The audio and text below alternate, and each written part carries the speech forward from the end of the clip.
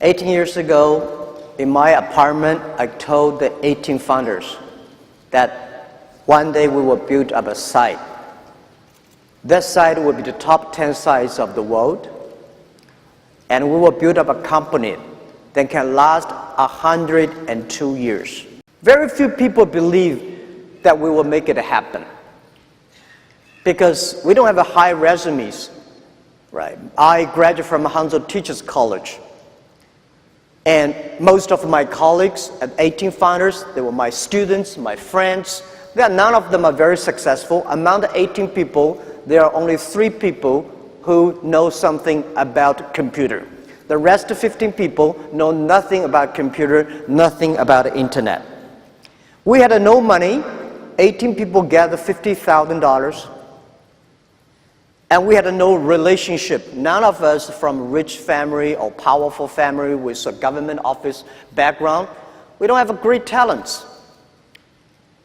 But I told the team that, guys, if we can be successful, 80% of the young people in the world can be successful. Because at that time, China had the internet was so backward. Nobody believed e-commerce in China. Nobody believed internet. People say China will not develop internet, and China will not have e-commerce because you don't have a credit card system, you don't have logistics, you don't have this, you don't have that. But I think someday China will have. If we start to do it now, if we prepare for 10, 15 years, the day that e-commerce in China will boom. In my early 30 years, I was considered to be a loser. I remember that I applied university for 3 times, all failed. And after the first year when I finished university of high school, failed in examination for university, I went apply for a job in a police station. 5 classmates, we went there, 4 of them accepted, and I was rejected. And one of the 4 who were rejected, today he's my chief staff. He's been working in the police for 20 years. He's an excellent policeman, but when we talk about this, he always say, well, the day when we apply for being a policeman, you were rejected.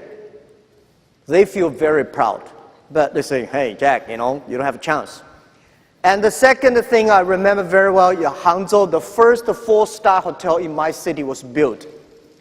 My cousin and I waited for 2 hours and a half in a very hot summer in order to apply a job being a hotel waiter.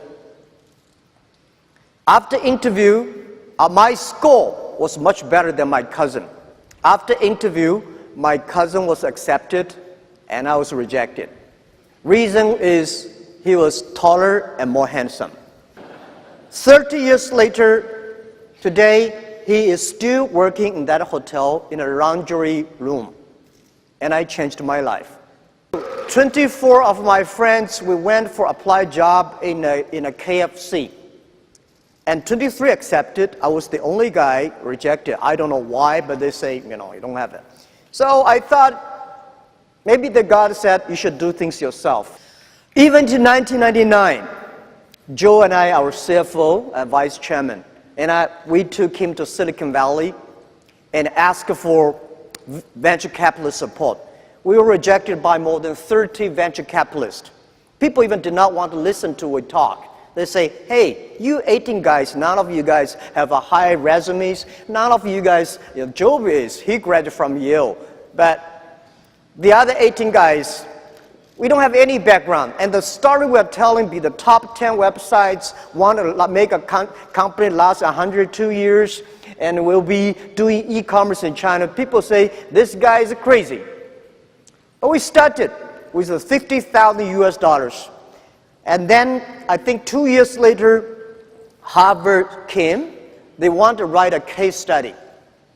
They spent 1 week, write a long case study and talk to me, say, Jack, this is your company. I read the case study, say, no, this is not my company. This is not what we want to do. He said, this is your company. You just did not realize that. Oh, I say, okay, then it is my company. And the next 6 years, they put the case study in many universities in Beijing to study that they always put Alibaba and our competitors together. Every time I was invited, sitting at the back of the classroom, listen to the people talking about my company.